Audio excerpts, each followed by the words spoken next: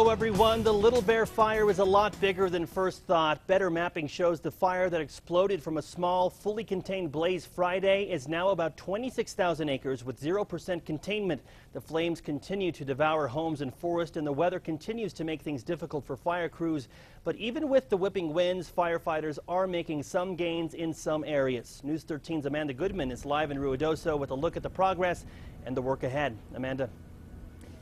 Well, Tim, it may not seem like much has changed for the better here over the last 24 hours. This huge cloud of smoke still looms on the ridges above Ruidoso, but there have been no new evacuations, and now there's word that the fire is moving toward an area where it might be easier to fight.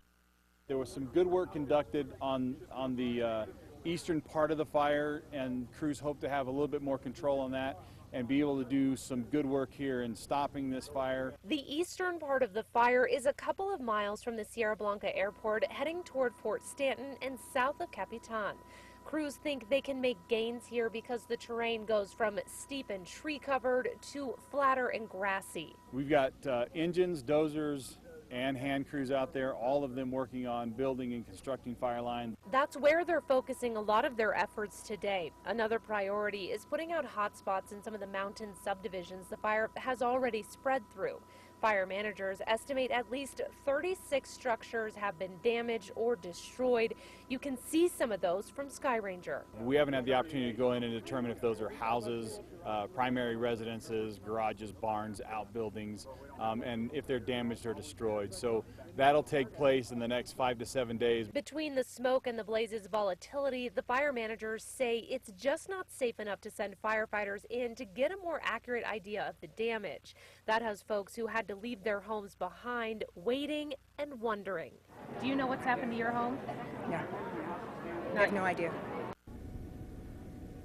Now, there's another community meeting that is actually still going on right now, and what all the people from the evacuated areas want to know is when they can go back home. Now, fire officials tell us right now it's just not safe enough, and we do need to pass along some information to you.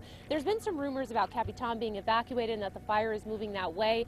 Forest officials tell us it's still miles away from there. And the other thing you need to know if you do live in that area is they will be having a community meeting there as well. That's going to be at 7 o'clock tonight at the Capitan Fairgrounds. Tim, back to you. All right, thank you, Amanda. We'll be hearing from News 13 pilot reporter Bob Martin a little later in this newscast. Here's another look at how scary the situation has become. This is video from Ski Apache just outside Ruidoso of smoke from the Little Bear fire pouring into the ski area and the snow blowers blowing artificial snow full blast, trying to wet down the area just in case the flames make it there. According to the latest map of the fire's footprint, Ski Apache is very close to the fire's southern edge.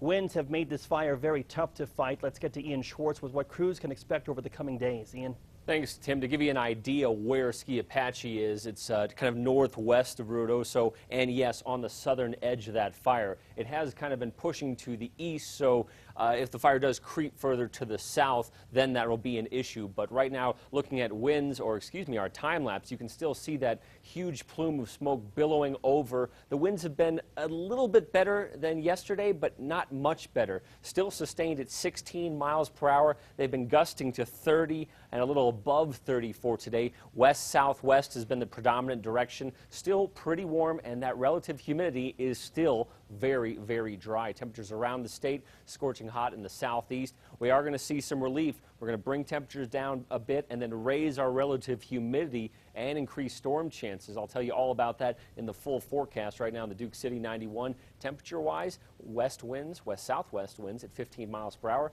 Full forecast coming up in the SAC. Thank you, Ian. 45 people spent the night in Red Cross shelters last night, but the organization says they're feeding even more evacuees. They see a lot of those forced from their homes are staying in hotels or with family and friends. There is a shelter set up at Ruidoso High School and another at Trinity Baptist Church in Capitan.